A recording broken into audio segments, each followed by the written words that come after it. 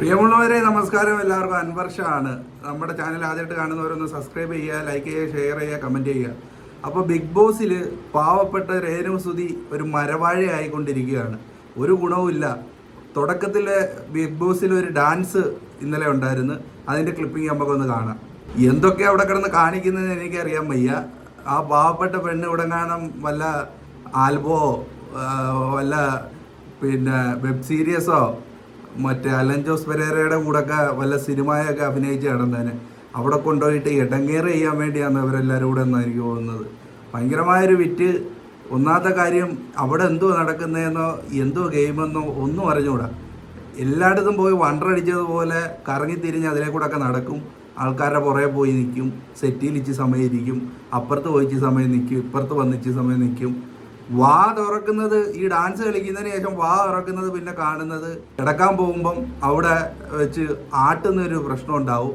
അപ്പോൾ അവിടെ വെച്ചാണ് വാ എന്ന് തുറക്കുന്നത് കാണുന്നത്. അതുവരെ കമാന്നൊരു അക്ഷരമാവട്ടെ എന്തോലും ഒരു ഗെയിം ആവട്ടെ ഒന്നുമില്ല. എന്തോ സത്യം പറഞ്ഞാൽ ഇവർക്ക് അറിയാൻ വയ്യ അതിനകത്ത് എന്തോ ചെയ്യണമെന്നുള്ളത്. ആകെ പെട്ടുപോയി. ഇതിപ്പോൾ പുലിവാലി പിടിച്ച അവസ്ഥയാണ്. വന്ന് കയറിയും പോയി ഇറങ്ങി ഓടാനും വയ്യാത്ത അവസ്ഥയാണല്ലോ. എല്ലാവരും കൂടെ പാവപ്പെട്ട ആ ചേച്ചിയെ പറഞ്ഞ് ബിഗ് ബോസിനകത്ത് വിട്ടിട്ട് അവരവിടെ കിടന്ന് അനുഭവിക്കുക. ഇതൊന്നും കാണാനും കേൾക്കാനും ആരുമില്ലല്ലോ. എൻ്റെ സുധിച്ചേട്ടാ ഞാൻ വന്ന് ചേട്ടാന്നും പറഞ്ഞ് വന്നപ്പോൾ ഒരുപാട് പ്രതീക്ഷ ഉണ്ടായിരുന്നു കേട്ടോ. നമ്മളെപ്പോലെ ഉള്ള സോഷ്യൽ മീഡിയക്കാരും റിയാക്ഷൻ ചെയ്യാൻ നിൽക്കുന്നവരും നെഗറ്റീവുകാരും പോസിറ്റീവുകാരും എല്ലാം കാത്തിരിക്കുന്നു ഇവരുടെ കുറച്ച് പ്രകടനങ്ങളൊക്കെ കാണാൻ വേണ്ടിയാണ്. അവരെല്ലാവരും നിരാശപ്പെടുത്തിക്കൊണ്ട് സീസൺ 7 ആദ്യ വാഴയായി ആസ്ഥാന വാഴയായി രേണു സുധിയെ പ്രഖ്യാപിച്ചുകൊണ്ടുള്ളൊരു വീഡിയോ ആണിത്. കാര്യം മരവാഴയാണ്. ഒരു പ്രയോജനമില്ല. വെറുതെ വരിക, ഏതാണ്ടൊക്കെ ഒരു പ്രയോജനമില്ല. വന്ന് അവിടെ ഇവിടെയൊക്കെ താങ്ങിയും തൂങ്ങിയും നിൽക്കുക, എന്തോലുമൊക്കെ തിന്നുക, കുടിക്കുക, പിന്നെ വല്ലവരൊക്കെ പറയുന്നത് കേട്ടോണ്ടിരിക്കുക.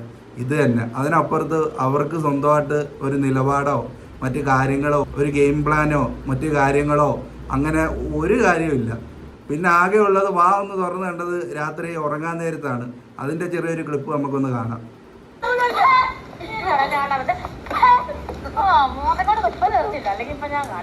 കണ്ട, ഞാൻ ആട്ടും തുപ്പല് തെറിച്ചിൻ്റെ മുഖത്ത് വീണില്ലല്ലോ എന്നാ പറയുന്നത്. ഇവർക്ക് പണ്ടേ ഉള്ളൊരു സ്വഭാവമാണല്ലോ തുപ്പും. ഇല്ല, അതിൽ പോകിനെ പണ്ട് പറഞ്ഞ ഓർമ്മയില്ല. അവനെൻ്റെ മുമ്പിൽ വന്നാൽ ഞാൻ അവനെ തുപ്പും.